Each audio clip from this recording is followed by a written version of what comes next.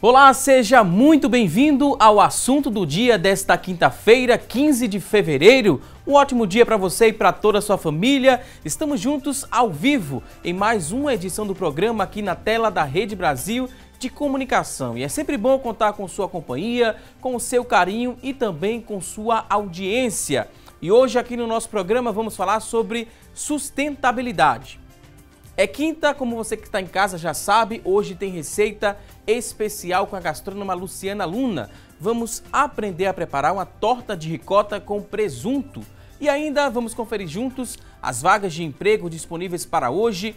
Tem também as notícias da internet sobre o tema, a enquete do dia para você responder a nossa pergunta de hoje e participar também mandando sua dúvida. Teremos tudo isso e muito mais. Então, fica conosco porque o assunto do dia só está começando.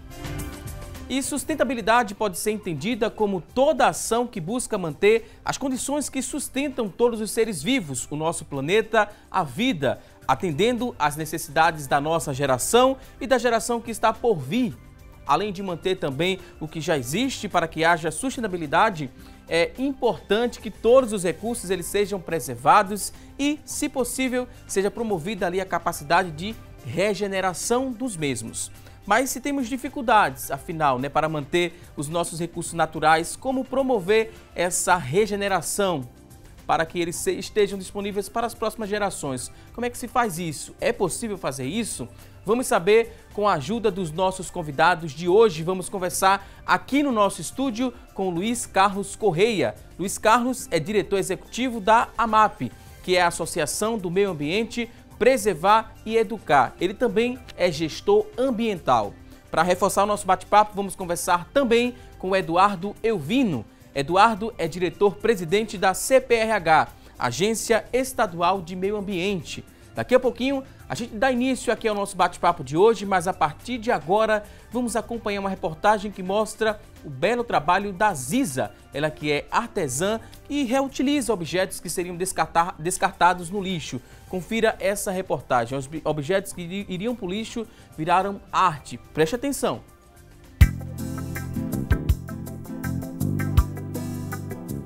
Você sabia que no Brasil são produzidas diariamente cerca de 250 mil toneladas de lixo? Pois é, a maior parte deste resíduo é lixo orgânico e apenas 2% dele é destinado para reciclagem. Isso quer dizer que reutilizamos pouco do que descartamos. Mas, onde muitos enxergam lixo, outros visualizam a possibilidade de fazer arte. O que outrora seria jogado fora ou deixaria de existir, torna-se algo útil e cheio de vida. É possível criar inúmeras peças e, o melhor de tudo, a um valor bem acessível, basta usar a criatividade.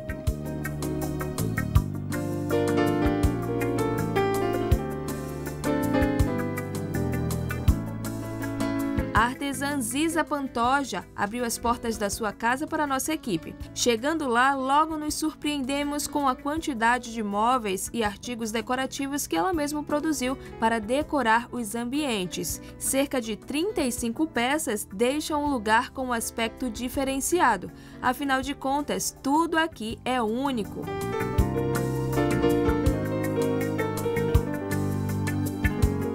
Ela nos explica como surgiu o interesse por criar arte de material reciclável. Eu não tinha material de arte comprado, então eu fui recolhendo nos vizinhos e aí surgiu a ideia.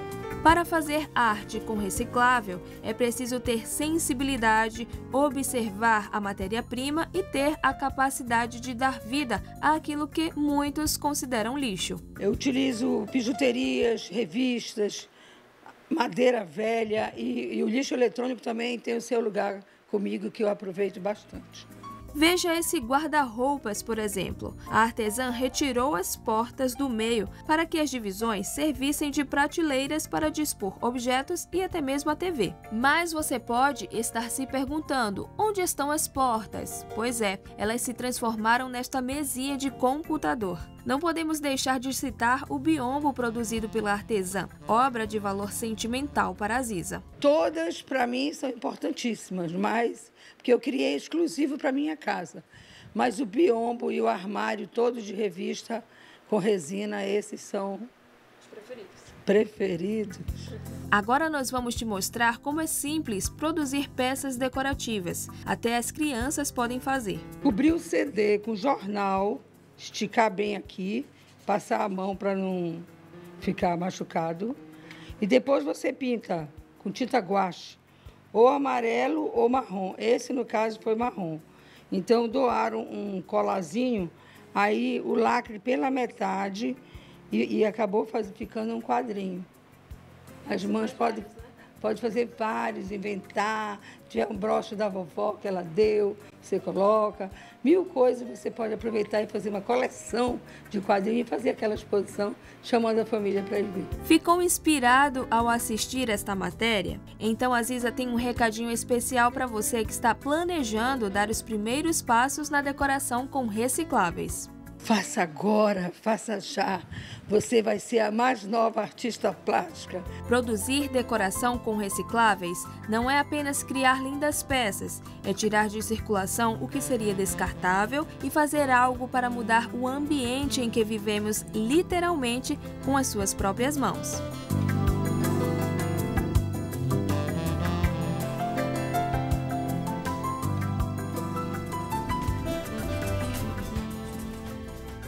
Olha só, belíssimo trabalho aí da Ziza, mas você que está em casa não precisa ser um artesão para começar a reutilizar alguns materiais que iriam para o lixo. A gente viu também o exemplo que ela deu, né? Um simples CD foi transformado em um belíssimo quadro. Você que está em casa pode fazer isso também. Daqui a pouquinho a gente vai falar mais sobre essas atitudes, né? Esses exemplos de pessoas que reutilizam produtos que seriam levados para o lixo, né? Ou então podiam parar uma galeria, por exemplo, entupir uma galeria, um produto, né, um CD, uma garrafa PET, muitos outros objetos também. Daqui a pouco a gente fala mais sobre o tema com 2 convidados que têm muita propriedade para falar sobre sustentabilidade. Mas agora a gente chama você que está em casa para participar aqui conosco, para interagir. Vamos construir juntos esta edição do programa?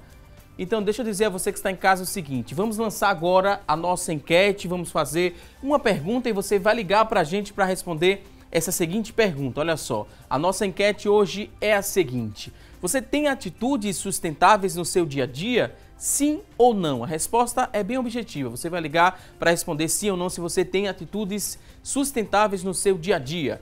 3424-1547 é a nossa linha interativa, ela já está aberta e disponível para você participar aqui conosco, respondendo nossa pergunta e também mandando sua dúvida sobre o tema. Você pode interagir através da internet, acessando a nossa fanpage, facebook.com/assunto do dia, é o nosso espaço na internet, você acessa, deixa seu depoimento, sua dúvida, daqui a pouquinho vamos ler ao vivo. Você também pode interagir com a gente através do nosso WhatsApp, que o nosso número mudou e a gente vai repetir mais de uma vez para fixar aí na sua memória. Agora o número do WhatsApp é o 991774828, 991774828. Acesse, deixe sua participação. Daqui a pouquinho, nossos convidados terão o maior prazer em responder a sua dúvida. E olha só, em países como a Alemanha, o mercado de resíduos sólidos, ele movimenta mais de 40 bilhões de euros, isso a cada ano, com o aproveitamento somente de 65% dos resíduos de uma população um pouco maior que 80 milhões de habitantes. Isso segundo o Ministério do Meio Ambiente. Por outro lado, em países como o Brasil, somente 3% dos resíduos de uma população de mais de 207 milhões de habitantes são aproveitados. É como se caminhões e caminhões lotados ali de ouro e também de pedras preciosas despejassem essa carga toda na frente das pessoas e fossem embora. Mas é como se as pessoas nem ligassem, porque elas não conseguem ali enxergar a riqueza diante de seus olhos. Vamos à reflexão, vamos ao nosso bate-papo, vamos aprender mais sobre o tema de hoje. Primeiro quero dar boas-vindas aqui aos nossos convidados, dizer que é um prazer recebê-los aqui no nosso estúdio. Eduardo Elvino, seja muito bem-vindo aqui ao nosso espaço. Valdes, obrigado pelo convite e vamos discutir um assunto bastante instigante para a população, que é a sustentabilidade. Também queria dar boas-vindas ao Luiz Carlos Correia. Seja bem-vindo, Luiz. Obrigado, também fico feliz de participar mais uma vez do programa e acredito que o nosso debate vai conscientizar muito bem a população. A gente trouxe um pouco da definição de sustentabilidade, porque que esse tema é tão importante de ser debatido. Vamos reforçar para quem está em casa nos acompanhando, porque as pessoas pensam que sustentabilidade é só o papel do poder público, que tem que discutir, que tem que falar e que tem que fazer ali na prática. Mas no dia a dia não deve ser assim, né? Às vezes é, mas não deve ser. Você concorda, Eduardo? Concordo, Valdson. A população, antes de começar o programa, eu estava conversando com o Luiz justamente sobre isso. A população gosta de jogar para os entes públicos a responsabilidade de planejar e de fazer tudo. Ela tem seu limite, assim como as empresas e assim como a população. A população tem que contribuir para que tudo aquilo que foi planejado dê certo. Então, dentro de casa, é preciso que a gente comece pensando como a gente pode ajudar a sustentabilidade, principalmente num ponto em que o que eu faço hoje tem reflexo no futuro. Então, se eu não penso em hoje algo que vise a permanência daquele produto no mercado ou até mesmo na vida futura, eu vou estar prejudicando em muito as próximas populações. Quando a gente pensa em sustentabilidade, quando a gente coloca em prática, a gente começa a ser justo com as próximas gerações. É uma ação compartilhada, né?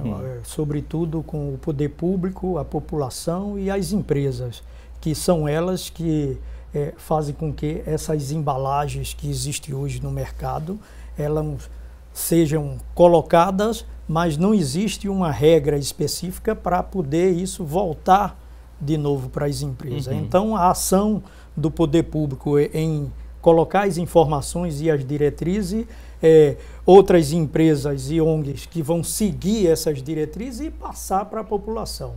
Então, a população como um todo, ela precisa de informação. As informações, sobretudo, elas são o divisor de água entre a empresa e o poder público. A população tem que também fazer a parte dela para dizer, eu faço realmente parte do processo. Porque tudo se concentra em processo, pessoas e produtos. A gente falou também no começo do programa que é muito importante que todos os recursos sejam preservados. E, se possível, também que seja promovida a capacidade de regeneração desses produtos. A gente lançou uma pergunta no começo, né? Falou que como é que a gente pode falar em regeneração se a gente já tem, né, tanta dificuldade em falar em preservação? Como é que a gente compreende isso? É possível falar ao mesmo tempo em preservação e regeneração? É possível, Eduardo?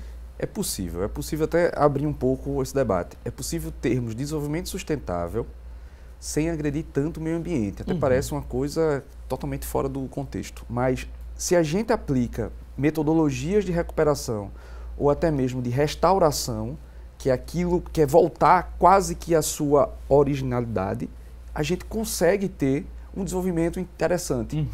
Então, isso faz com que a gente pense em mudanças mesmo de paradigmas. Então, a gente investir em desenvolvimento é mais fácil eu aplicar recursos em reciclagem do que extrair do meio ambiente. Então, quanto mais eu consigo reciclar, menos eu consigo extrair do meio ambiente.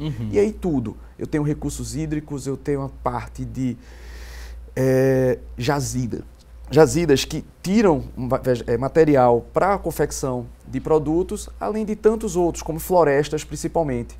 E aí a gente tem um contexto muito mais elevado do ponto de vista de aplicar sustentabilidade sem agredir tanto o meio ambiente. A regeneração ela passa também por um período de resiliência, onde o meio ambiente, independente de que a população ou o poder público e empresa estão degradando, ele vai se recompor de todo jeito. Isso que demore 1 milhão ou 2 milhões de anos. O nosso período aqui é muito curto. O que nós fazemos, ele promove uma ação avassaladora contra o meio ambiente. A resiliência, ela sempre vai estar, mesmo em passos lentos, melindroso, mas é uma ação natural. Ele vai se promover ali. É quando acontece, você não fez a sua parte em separar o seu lixo e o lixo foi parar nas valas, nas canaletas e veio a chuva. Então, a chuva, ela faz um papel de resiliência, entre aspas, porque ela faz uma limpeza. Mas essa limpeza passou e levou também a sua casa. Mas a culpa não é da natureza, ela segue o curso dela e é justamente o curso dessa resiliência. Ela está se recuperando. Então a chuva veio, ela quer o caminho para ela passar. E o caminho não depende do empecilho que foi feito. Então, qual é a sua forma? Se você quer viver bem e em comunhão com o meio ambiente, fazendo a sua parte, separando o lixo, quando a chuva vir, ela vai continuar passando, mas ela não vai levar a sua casa, porque você fez a sua parte. Você separou o lixo, aí é quando eu digo, pode haver um contraste, mas a resiliência, que é o ato e o efeito de uma floresta se recompor, mesmo quando é desmatada, vai nascer árvore ali, vai demorar, e ela não quer saber do seu tempo, porque ela tem o tempo dela, entendeu? E o tempo dela é lento, mas é constante. E isso é o processo de resiliência da natureza. Nós, como cidadão, como gestor ambiental, como presidente, como um cidadão comum, qualquer pessoa pode fazer a sua parte. Você começa em casa, a gente fala sempre, separando o lixo e repassando para os catadores, onde um artista plástica feito Ziza Pantoja vai pegar aquele material direto com os catadores e daí ela tem como garimpar até melhor para fazer diversas artes bonitas e que chame a atenção também da população. É um tema muito sério, né, que merece muita atenção. É um tema para adultos só discutir ou não? Não. Eu acho que a população chegou no nível em que a gente tem que discutir isso em todas as esferas, independente das idades.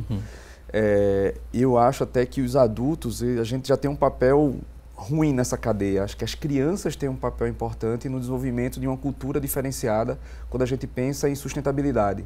Todas as escolas hoje, elas investem muito nessa questão, colocando até cadeiras específicas para que se discuta o assunto. E aí a gente começa a ter uma nova sociedade mais pensativa com a preservação ambiental. E essa comparação que a gente trouxe aqui no começo do programa, né? A gente mostrou ali a Alemanha como um belo exemplo, onde são aproveitados, né, mais ou menos 65% dos resíduos. É um mercado que gera em torno de 40 bilhões de euros todos os anos. Aqui no nosso país, o país mais, mais habitado, 207 milhões de habitantes aqui no nosso país, apenas pouco mais de 3% dos resíduos são aproveitados. Como o Eduardo falou, é uma questão cultural que começa com as crianças. Na Europa, sobretudo na Alemanha, já foi feito diversos programas e a comunicação lá é muito mais rápida. A comunicação, ela segue aos passos da prática. É uma prática constante e o surgimento de novas tecnologias sempre começam lá, para depois ser distribuída para diversos países interessados em seguir aquele conceito, em replicar aquele modelo, que digamos que seja um modelo constante de desenvolvimento sustentável através desse reaproveitamento de material. Na Alemanha, que já tem esse 65% de aproveitamento, e diga-se de passagem, já foi mais. Então, a gente vê que sofre sempre um altos e baixos com relação às informações, e mesmo assim eles continuam na frente, sempre na frente. E Luiz, é interessante colocar também, reforçando isso que você colocou, no Brasil a gente utiliza muito pouco ainda, Valdson, principalmente porque a gente ainda tem muito lixão. Então a gente tem uma legislação muito forte, passou 20 anos no Congresso, de 89 até 2010 praticamente, se teve mais 4 anos para acabar lixão, até 2014, não se acabou. Então essa cadeia que seria produzida, porque a lei de resíduos sólidos, ela além de extinguir o lixão, ela cria condições para iniciar a cadeia de reciclagem. Então, a coleta de lixo seria totalmente separada para que isso fosse realmente fruto de um desenvolvimento sustentável. Qual é o grande problema disso? É que hoje o Brasil está enterrando dinheiro. Assim, está perdendo dinheiro como a Alemanha está ganhando. Então, principalmente no ponto de vista do catador e também da energia. Hoje já existe um projeto trazido da Europa para o Brasil, tentando ser implementado em Roraima, que é a queima do rejeito, não do material reciclável. Se você tem um material reciclável, é interessante que você destine ele para uma empresa ou para a empresa que seja capaz de fazer a mudança daquele material. Mas, hoje, um dos principais pontos para se acabar o lixão é pegar o lixo que existe lá e transformar em energia elétrica. E num país que precisa de energia, é um país que a gente tem muito desenvolvimento de políticas para vento, para sol. O lixo, eu digo lixo enterrado, seria um bom e interessante material para que a gente comece a mudar isso e transformar em energia elétrica. Então aí você tem a sustentabilidade praticamente como um todo. E para cumprir esse ciclo, o que falta justamente é a informação para que chegue nos municípios, porque o que está faltando é justamente corroborar essas informações para que eles possam se submeter a fazer o plano de gerenciamento de resíduo, que já foi pedido e agora pulou para 2022. Então, fica sempre, como a gente estava conversando, a passos lentos e não acontece as coisas. Então, não sei o que está faltando, acredito que seja técnico, para que chegue numa prefeitura e diga realmente que é uma coisa simples e ao mesmo tempo complexa, porque exige uma série de parâmetros técnicos. E esse parâmetro técnico, eu já vi em algumas prefeituras, não tem. Eu digo em algumas porque é aquelas que você consegue alcançar enquanto ONG, que está mais próxima de você, para poder você fazer, digamos, uma estatística de como isso transcende para outras prefeituras de todo o país, né? Então, existe essa falta de informação para que eles criem esse plano. Eu já vi que tem prefeitura que coloca-se uma pessoa por conta de detalhe governamental, questão política, enfim, mas isso não vem ao caso. O que vem ao caso é você realmente colocar uma pessoa que saiba digerir aquele assunto e fomentar uma estrutura para que essa política de resíduos sólidos seja realmente feita de forma sustentável, de forma objetiva e que atenda à demanda da população e à demanda do que o Ministério Público está cobrando, que era 2014, pulou para 2016, ninguém conseguiu, agora 2022. Então, esperamos que isso aconteça para que se promova algo de positivo, porque aí vai se atender um grande número da população se realmente as prefeituras conseguirem fazer isso. Porque isso já é uma ação que o governo disponibilizou de informação. Se a gente entrar no site do governo, tem muitas informações, tem muita nomenclaturas que você pode pegar e colocar isso na prática. Agora, não é fácil, mas você tem que fazer. O que precisa é de técnica para se fazer isso. Agora vamos a um rápido intervalo, daqui a pouquinho tem mais assunto do dia. Até já!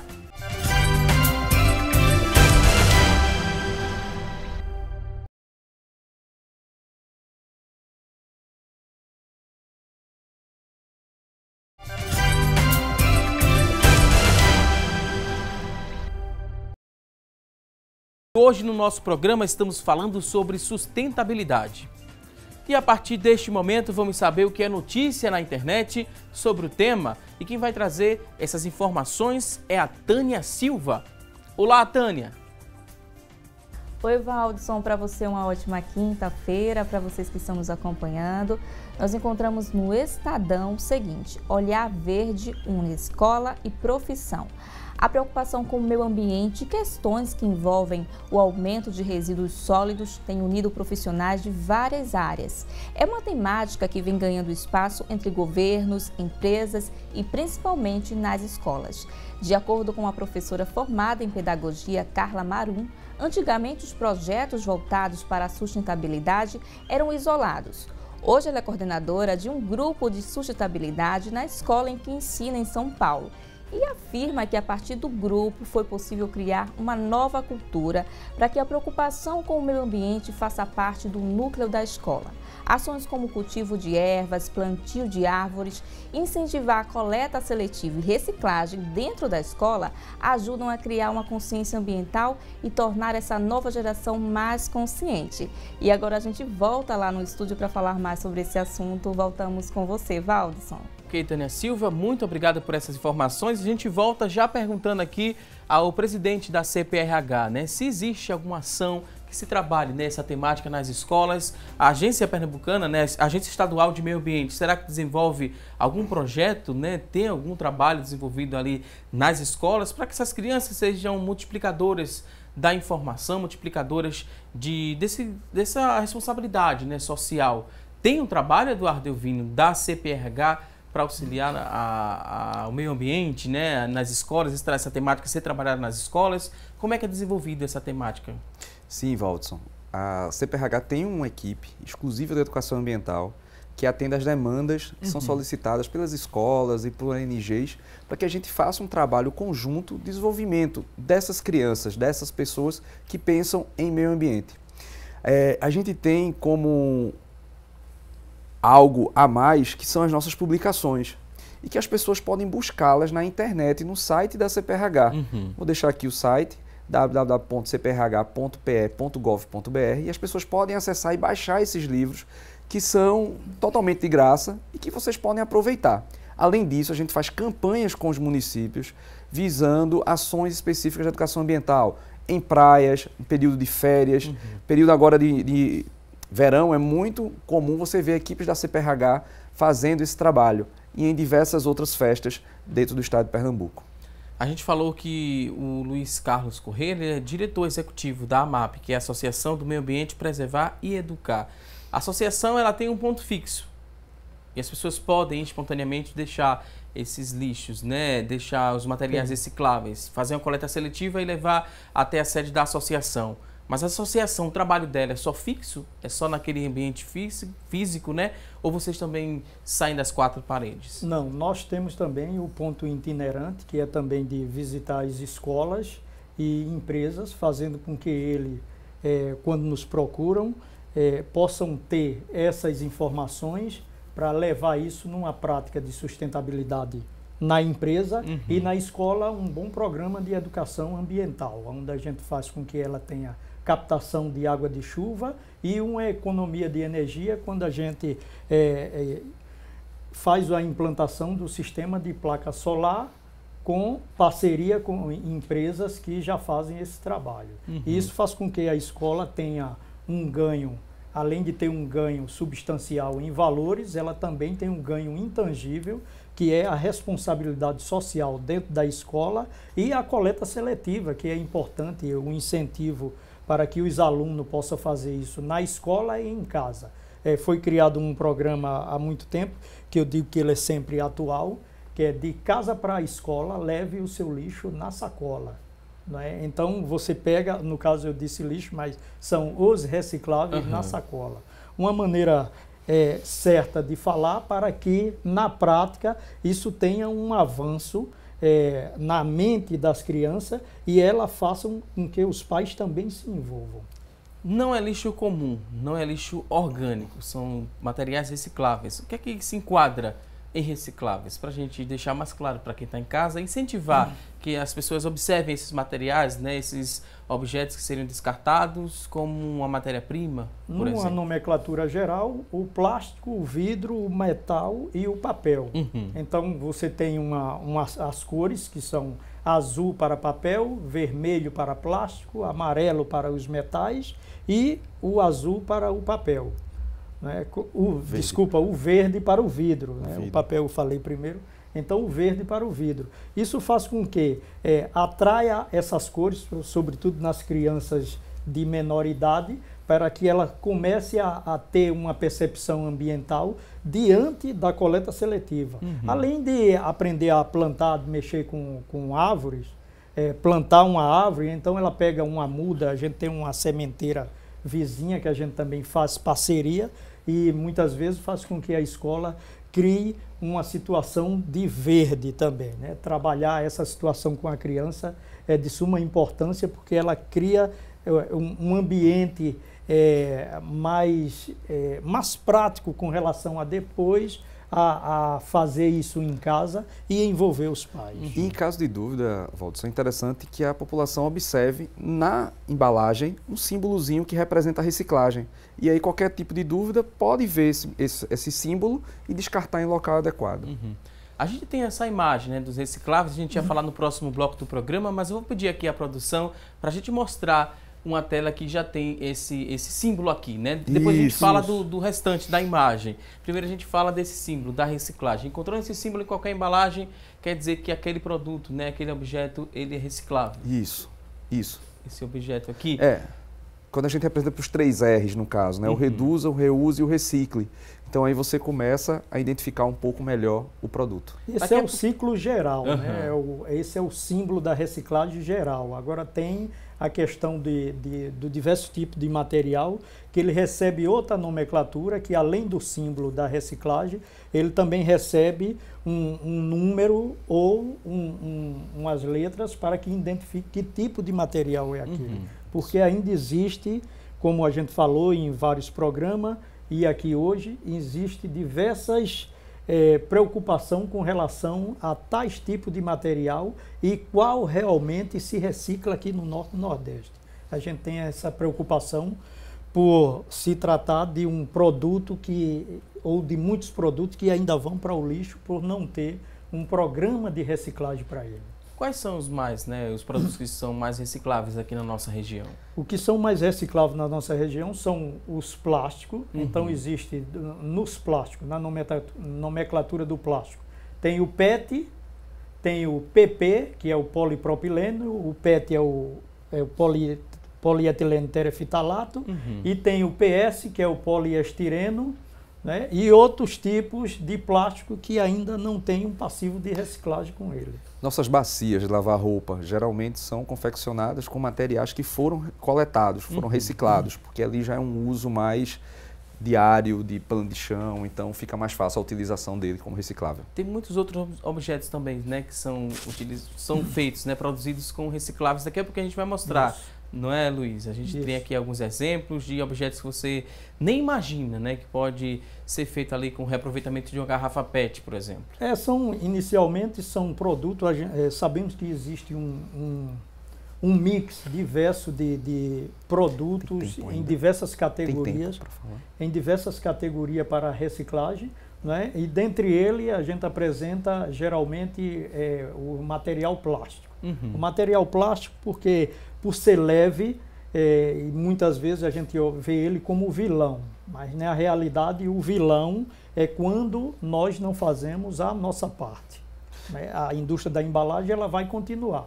Agora, se nós fizermos a nossa parte, a gente vai poder cobrar da indústria para ela mudar o processo. Eu vou sair um pouco do tema do recicle, que é justamente o reciclável, para entrar no reduza.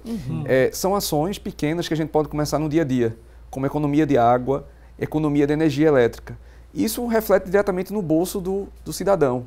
E aí a gente começa a observar que depois do reduza, a gente consegue reusar, no caso, tudo aquilo que a gente precisa. Então, a questão de papel, a questão também de outros elementos que podem ser reaproveitados. Então, a ideia dos 3 R's foi trazer para a população um conceito de mude seus hábitos.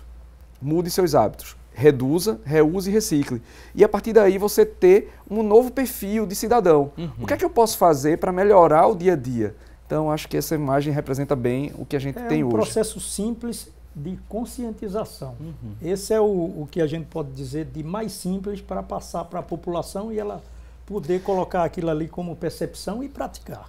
E essa foi a ideia da reunião da ONU em 92, quando criou, no caso, o conceito de consumo sustentável.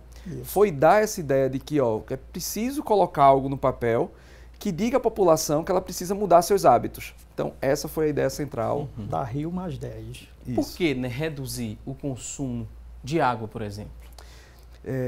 Valdson, veja, a gente mora, principalmente em Pernambuco, a gente mora numa região muito ruim quando a gente divide o estado em 3. A gente tem a região metropolitana, que é o litoral, a região do Agreste e a região do Sertão. O Agreste pernambucano é um dos mais impactados no Brasil por falta de chuva. Então, quando a gente pensa em água, a gente pensa em cidades que têm realdízios de 15 a 20 ou 30 dias, um dia com água, 30 sem. Então, a partir do momento em que eu começo a ter economia de água com simples ideias, como, por exemplo, diminuir o tempo de banho. Muita gente ainda bota na cabeça que deixar o chuveiro ligado ao se ensaboar, isso ainda, infelizmente, é cultura. Então, a gente reduzir isso, reduzir também o consumo de energia. Quando a gente volta para a água está ligada à energia. A maior fonte produtora de energia hoje no Brasil é a água. A gente vê que na conta de luz está aumentando porque não tem água para fazer gerar a energia elétrica. Além de outras coisas que a gente tem. Mas hoje, boa parte das nossas barragens no agreste pernambucano não estão com água. Está tendo que trazer água do Rio São Francisco através da adutora do Agreste, que é um investimento gigantesco do governo federal junto com o governo de Pernambuco. E quando a gente vê essa reflexão com relação à água no bolso do consumidor, nos remete quando existe a falta de água. E ele tem que comprar um caminhão-pipa. E um caminhão-pipa custa em torno de 150 a 300 reais. Então, ele paga 50 e pouco reais de água no mês, mas por conta da falta d'água, ele pagou 300 num caminhão-pipa. Então, ele vê essa reflexão com relação a ter a conscientização de quando a água chegar, ele saber usar com mais seriedade. E aí a gente tem outro lado. Às vezes a gente pensa na água, mas tem um outro elemento muito importante que é o tratamento do esgoto. E aí a gente também tem em Pernambuco baixa cobertura, mas a gente está com um projeto muito grande para a implementação de sistemas de esgotamento sanitário em todo o estado de Pernambuco. O estado hoje tem em torno de 30%, vai passar aí para 70% em 10 ou 15 anos. Então a gente tem condições de reverter muitas condições ruins de rios que a gente tem hoje. A gente tem Rio Ipojuca, que é o terceiro mais poluído do país, e tem um programa belíssimo de investimento de quase R$1 bilhão na bacia, com obras e projetos de esgotamento sanitário. Então, a gente não pode pensar só que a sustentabilidade está ligada ao reciclável, a sustentabilidade como um todo. Às vezes a gente esquece que o lixo vai parar num rio, que muitas vezes está bom ou contaminado, e acaba sendo mais contaminado porque as pessoas acabam fazendo ligações clandestinas de esgoto para dentro de um corpo hídrico. E aí começa com todo o processo de poluição e transmissão de doenças.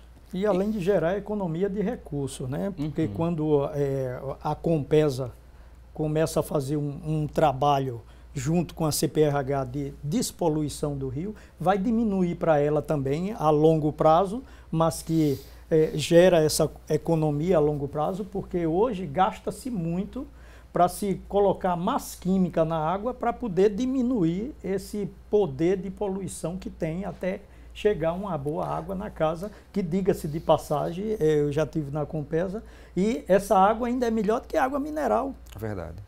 O que nós tomamos hoje, se a gente tomar água da torneira, é melhor do que água mineral. Hoje, você quando visita a Compesa, você toma os copinhos de água da torneira. Aquela água que passa na sua torneira é a mesma água que está lá naquele copinho, você pode tomar que não vai ter efeito nenhum. Agora tem que ter cuidado no armazenamento dessa Exatamente. água. Era que eu ia colocar aqui. Evidente. Tem caixa d'água. Isso, não é um problema. Filtro, você na hora tem um filtro em casa. Isso, na hora que você sai da Compesa, você sai com aquela água pronta para o consumo. Sim. E aí quando você chega na sua residência com os reservatórios que não são lavados constantemente, você pode trazer aí problemas de saúde. Então, a ideia do filtro que você colocou é importante para que tenha que é o que eu ia frisar, sobre isso. Quando isso chega na sua casa, é lógico que você vai utilizar o filtro, e isso é uma cultura antiga de utilizar o filtro de água para você tomar água filtrada.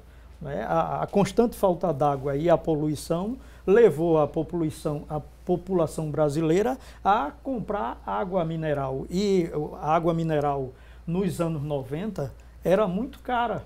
E quando isso passou a ter demanda, ela diminuiu o valor e todo mundo começa a comprar.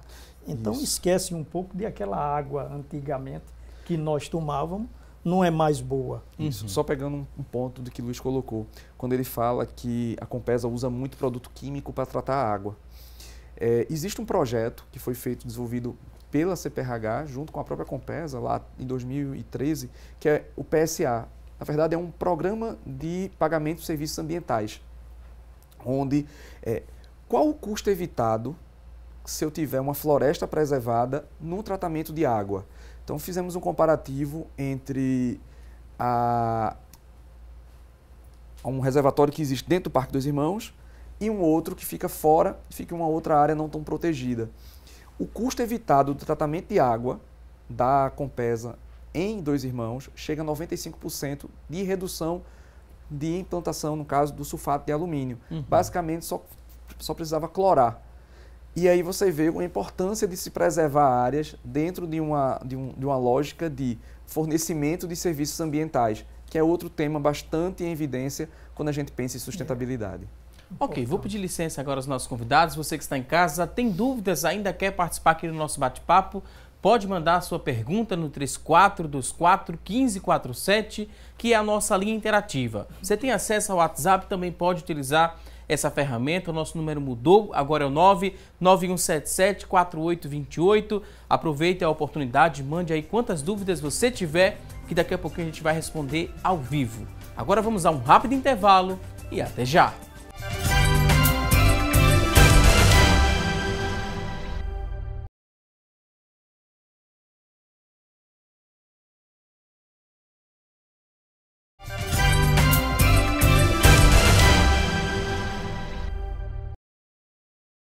Já estamos de volta com mais assunto do dia aqui na tela da Rede Brasil de Comunicação, e hoje aqui no nosso programa estamos falando sobre sustentabilidade. Aprendemos no bloco anterior aqui do nosso programa também a importância de se reciclar, né? E a gente falou no começo do programa que traríamos alguns exemplos de objetos que são confeccionados com materiais recicláveis.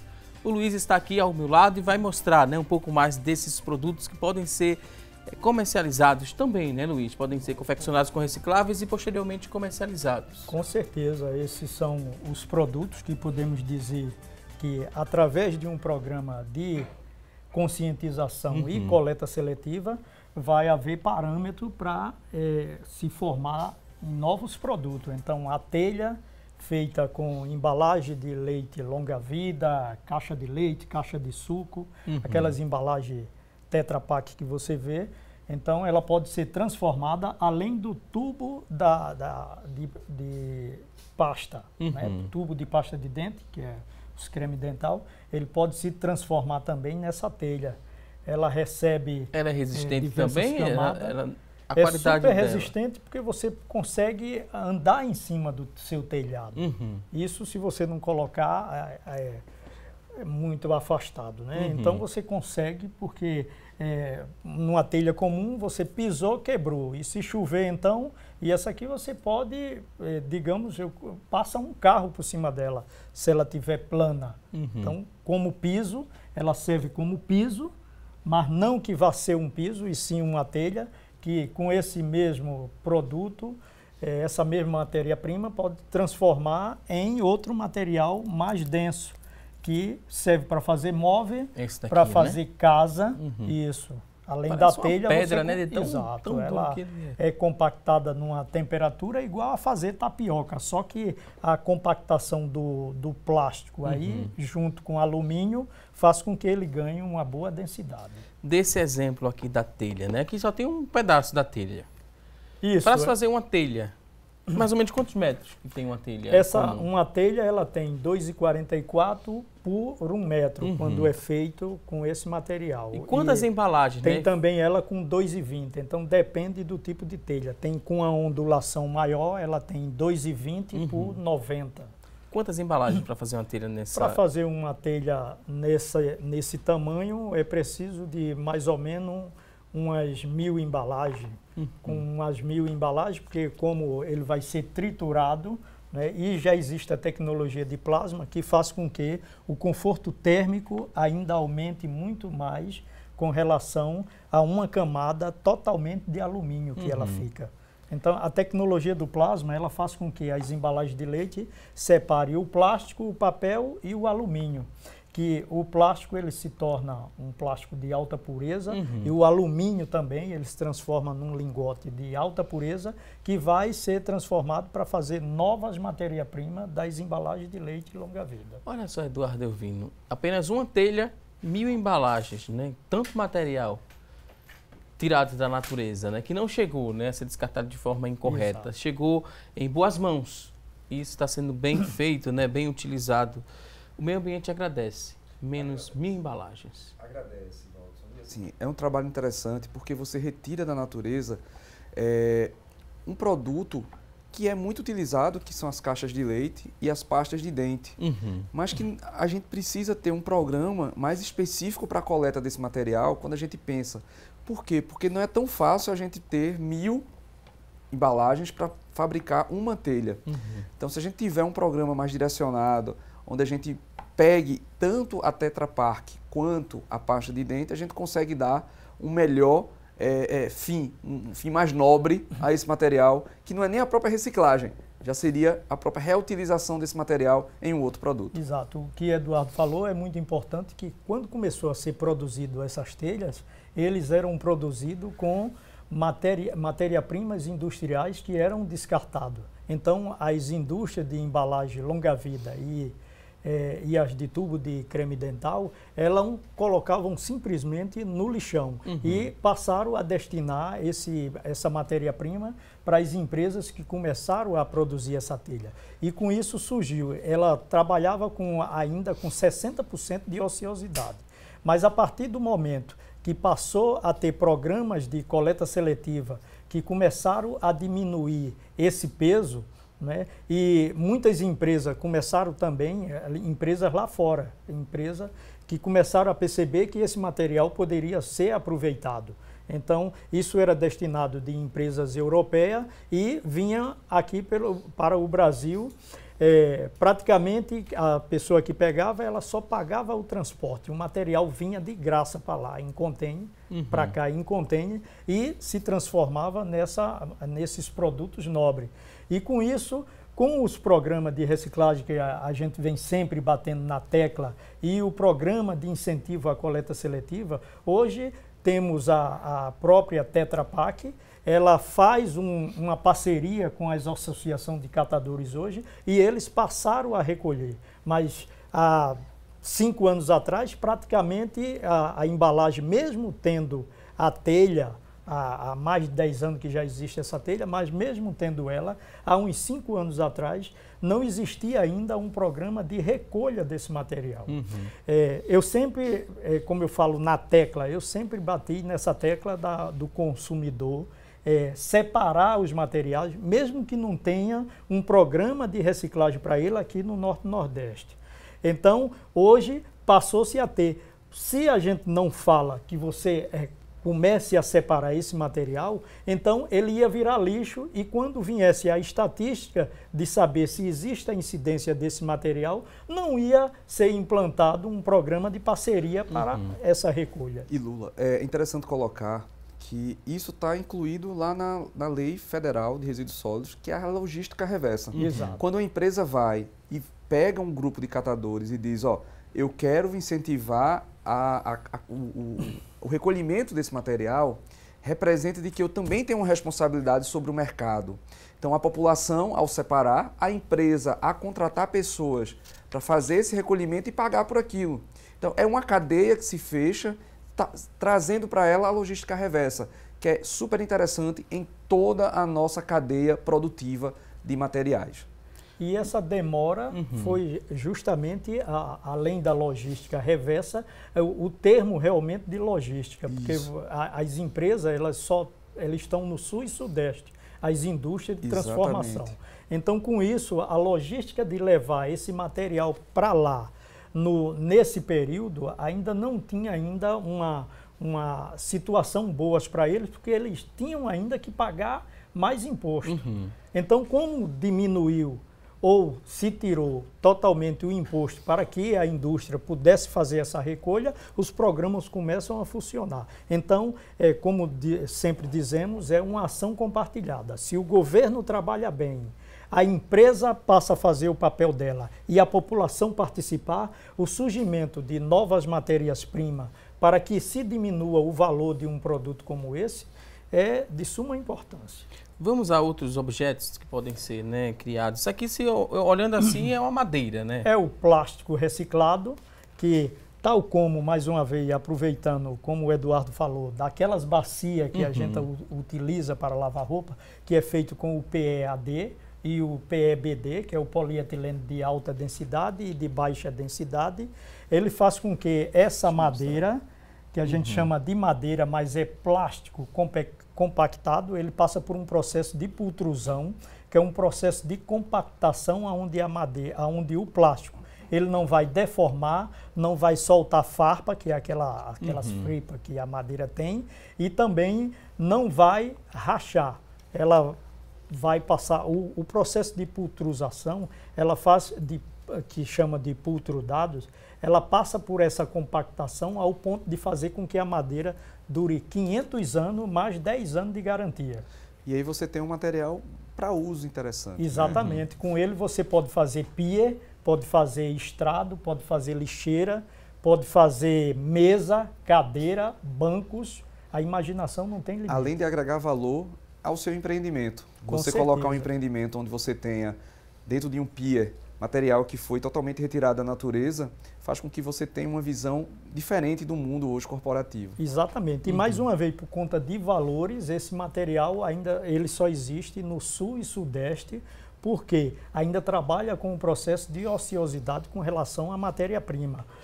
Como sempre, a gente fala que a população ela tem que participar.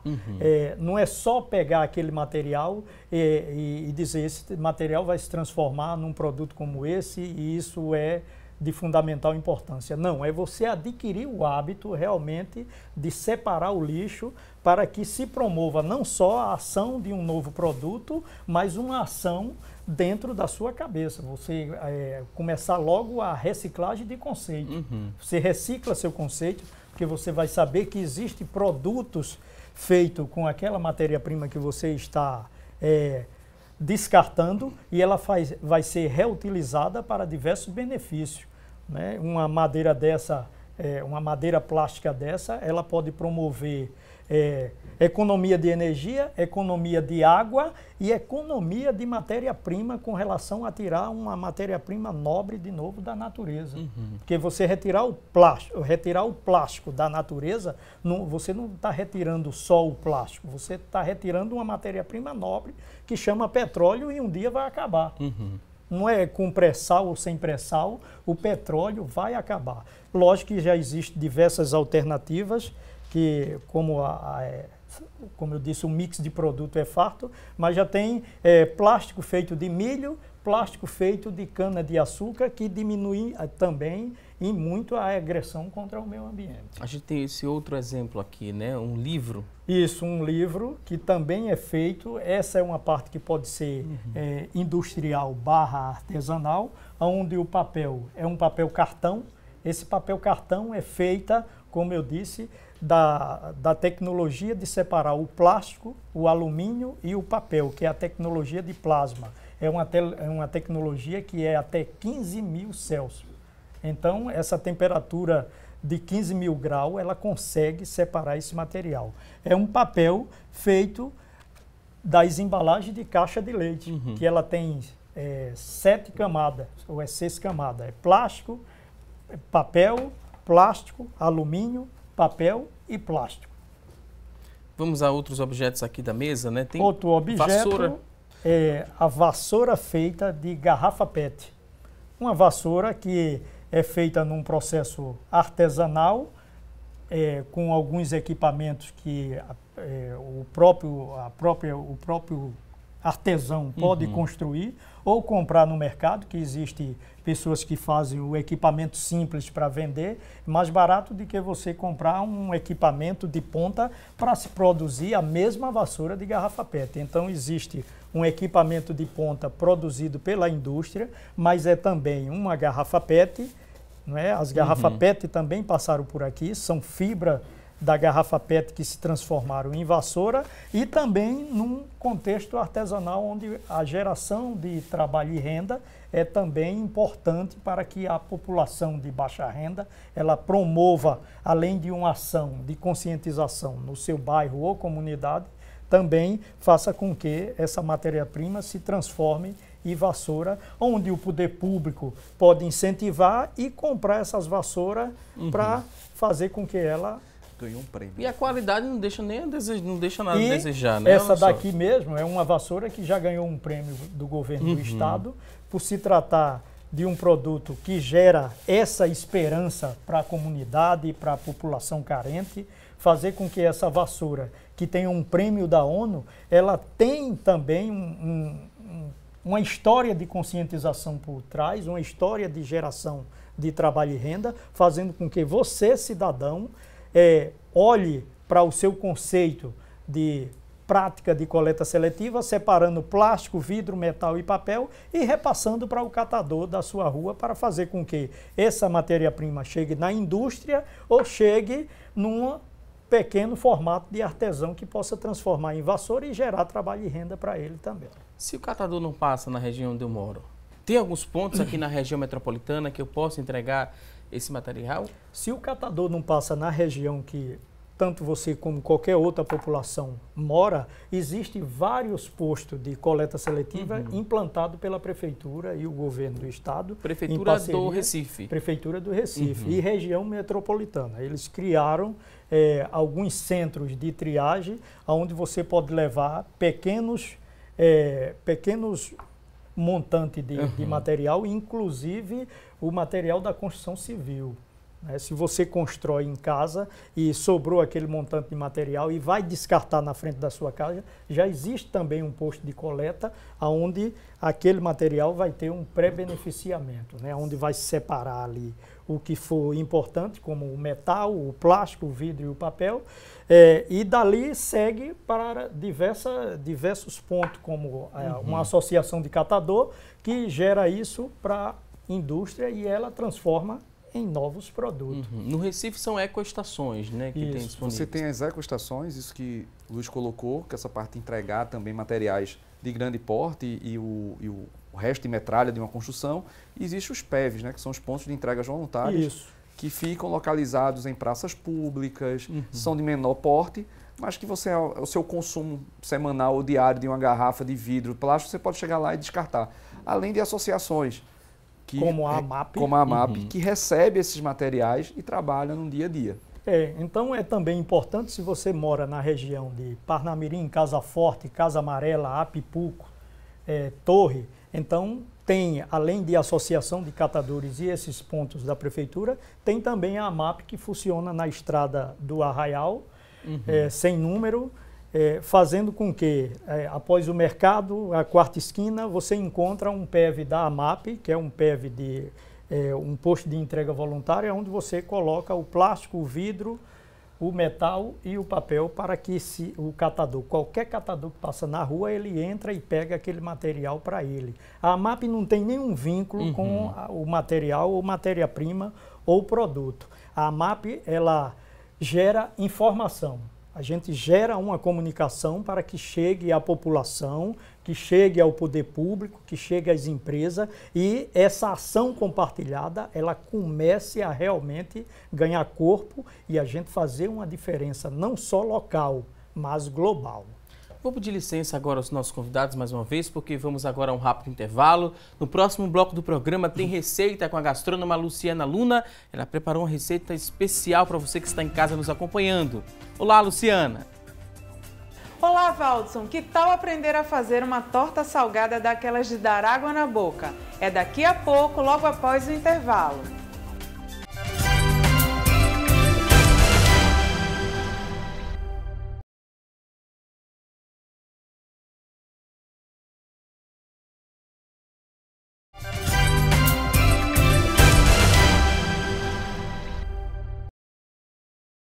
Já estamos de volta com mais assunto do dia e agora vamos direto aprender a preparar uma torta de ricota com presunto. Quem vai nos ensinar é a gastrônoma Luciana Luna. Bom apetite! Oi, gente, tudo bem com vocês? Hoje eu vou mostrar como fazer uma torta salgada que vai ganhar um sabor todo especial com os ingredientes que vamos utilizar. A dica para você é uma torta de queijo ricota com presunto, uma ótima pedida para qualquer hora do dia.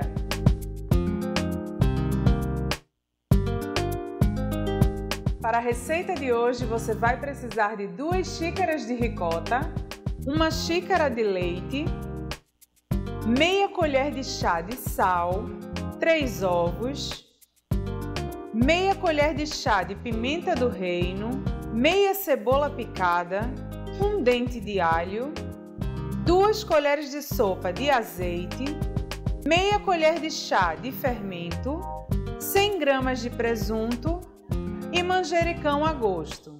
O primeiro passo da nossa receita é colocar no liquidificador todos os ingredientes, exceto o presunto e o manjericão.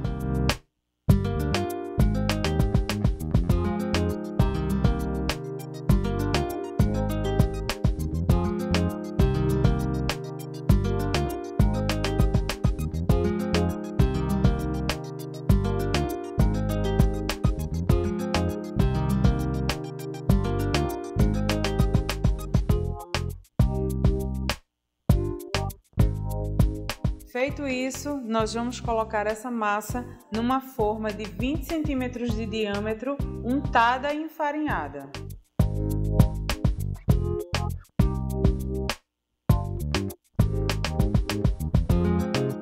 E por fim, nós vamos acrescentar o presunto e o manjericão.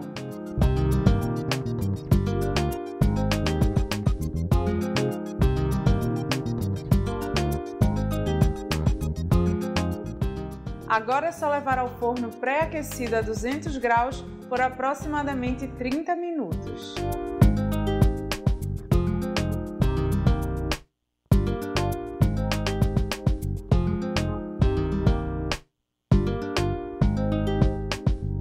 A torta já está pronta, agora nós vamos retirá-la do forno.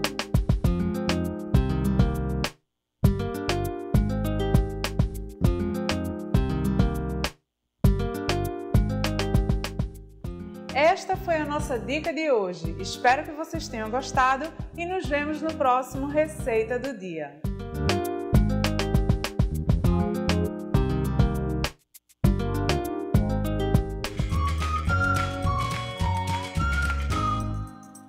A gente agradece a Luciana Luna por mais uma receita deliciosa, deixou todo mundo com água na boca aqui no nosso estúdio. E você que está em casa, perdeu algum detalhe da receita, não fique preocupado porque vamos disponibilizar essa receita na íntegra. Basta você acessar a nossa fanpage, facebook.com/assunto do dia, e lá você vai encontrar o vídeo com essa receita completinha. Luciana Luna, mais uma vez, muito obrigado. E por falar em coisa boa, vamos seguir aqui com o nosso programa, vamos conferir a partir de agora as vagas de emprego disponíveis para hoje. Preste muita atenção e boa sorte!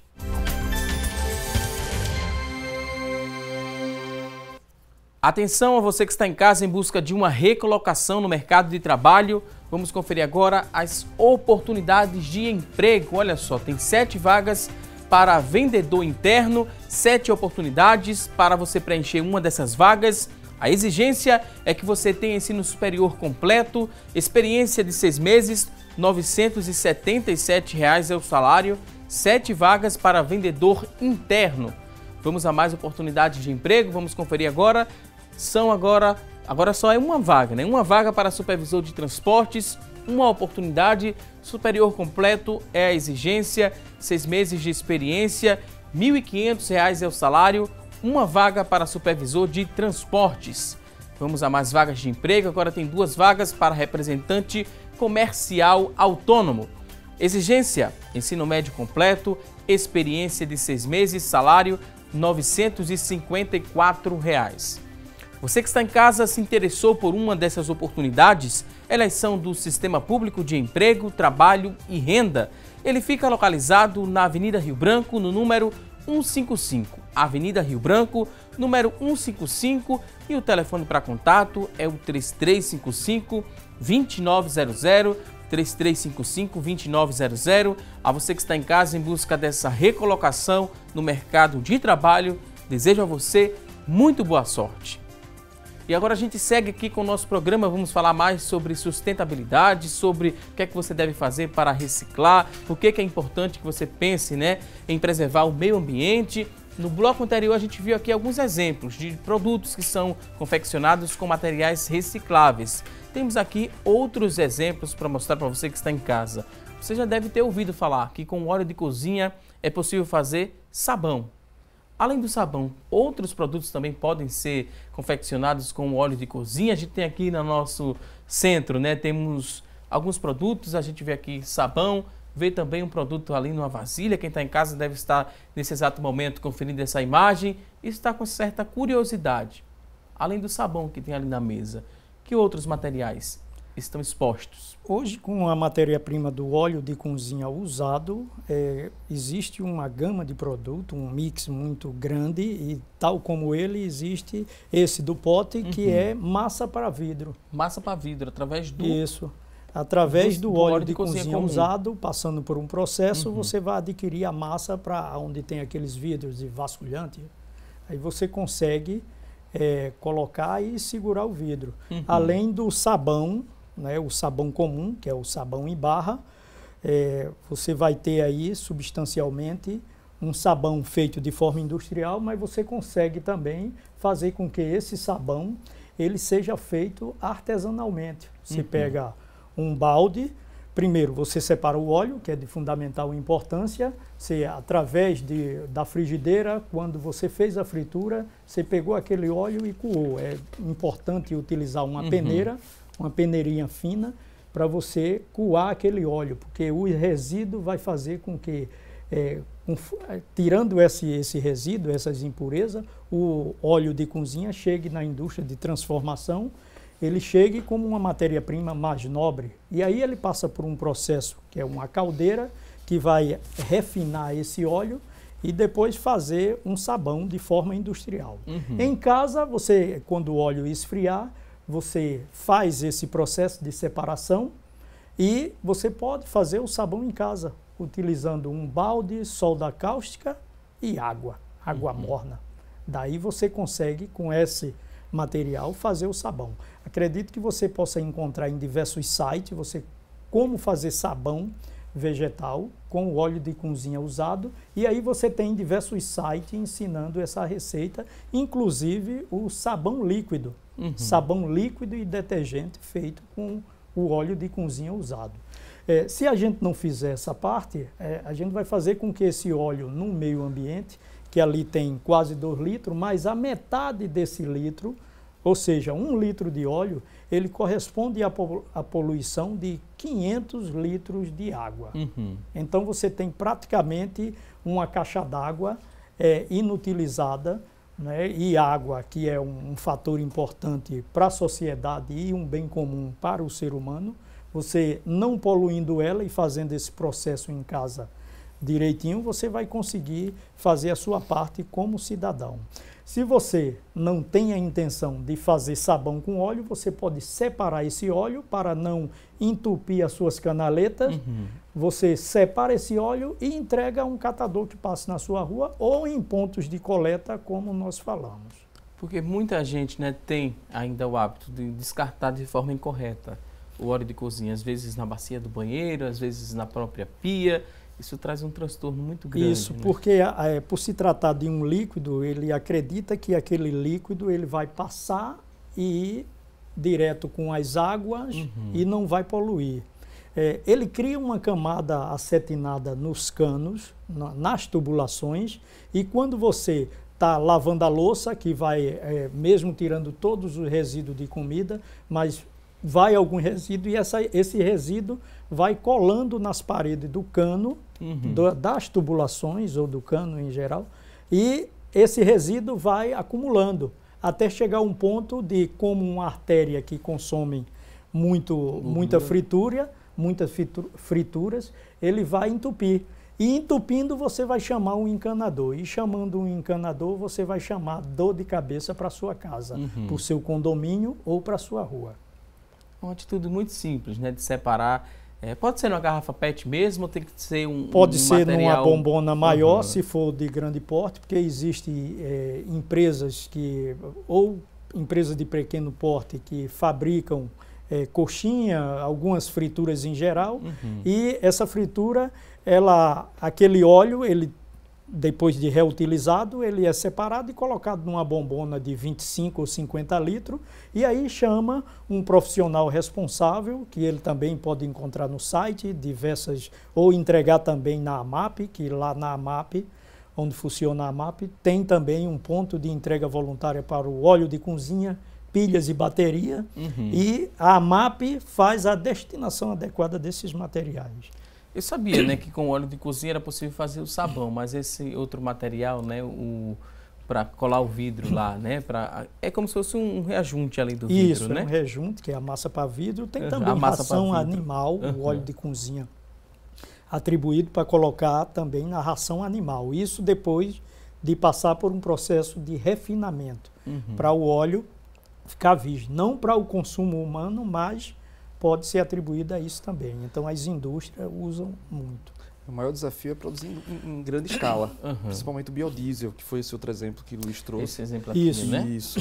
Porque aqui aí é o biodiesel. Isso é o biodiesel. E aí você tem que ter uma produção muito grande e perene para que você tenha condições de produzir em grande escala e a gente poder utilizar o biodiesel em toda a nossa frota. E essa produção necessita, como sempre, da conscientização, porque a indústria ela está sempre promovendo o produto, mas o consumidor ele tem que saber o que fazer com a embalagem daquele produto e saber o que fazer com o resíduo daquele produto. No caso, o óleo, o resíduo, ele sabe. É muito bom a informação, porque ele vai saber que existe diversos subprodutos e novos produtos que podem ser feitos com essa matéria-prima, que é o óleo de cozinha, o biodiesel, massa para vidro, sabão em barra, sabão vegetal líquido e o sabão, o detergente líquido. Todos esses produtos feitos com óleo de cozinha usado.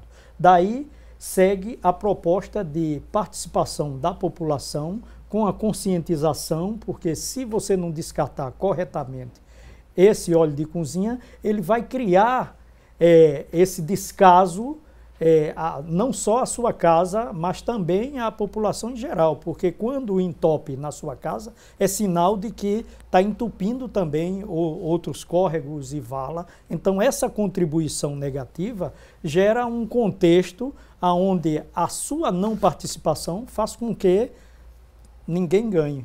E com a participação positiva, todo mundo ganha. Ok, vou pedir licença mais uma vez aqui aos convidados. No começo do programa a gente fez uma pergunta, a nossa enquete. A pergunta de hoje foi a seguinte: você tem atitudes sustentáveis no seu dia a dia? Olha só, 46% das pessoas que ligaram e participaram falaram que sim, que tem atitudes sustentáveis no dia a dia. 54% falaram que não. Espero que ainda não, porque foram todas as informações compartilhadas aqui, mostrando a importância de se ter atitudes sustentáveis para o dia a dia, para o hoje, o amanhã e para o futuro também, né, das próximas gerações que estão por vir. A gente agradece sua participação, agradece também aqui a participação dos convidados de hoje, dizer que foi um prazer recebê-los aqui no nosso programa. Luiz Carlos Correia, diretor executivo da AMAP, Associação do Meio Ambiente, Preservar e Educar. Luiz também é gestor ambiental. Obrigado pela participação. Agora a gente abre o espaço para um último recado. Considerações finais, pode ficar à vontade. Também agradeço, isso é muito importante, essa oportunidade de falar sobre sustentabilidade e de falar sobre a conscientização do cidadão.